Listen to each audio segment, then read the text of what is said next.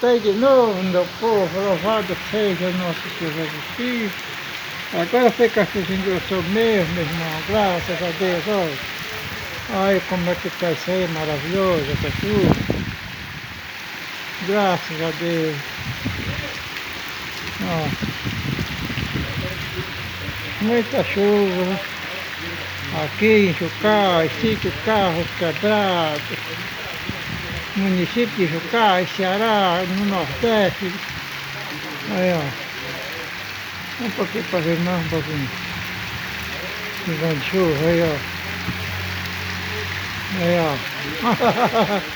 Graças a meu bom Deus. Ontem deu 15, hoje vai dar na faixa dos 700. A chuva está sendo grossa, veio com vento forte. Olha a estrada ali, ó. Aqui é a chuvinha, minha filha, a chuvona, boa. Valeu, meu Deus. Boa noite, meus espíritos. Deus abençoe a todos. Boa noite a todos que não é inscrito, que é inscrito, que vão ver ainda esse vídeo.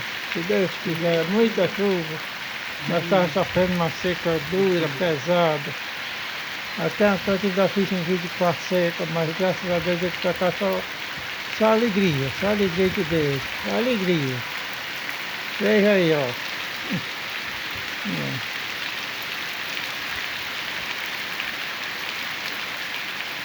Deixa aí um pouquinho para degustar como alimento, vamos degustar essa chuva.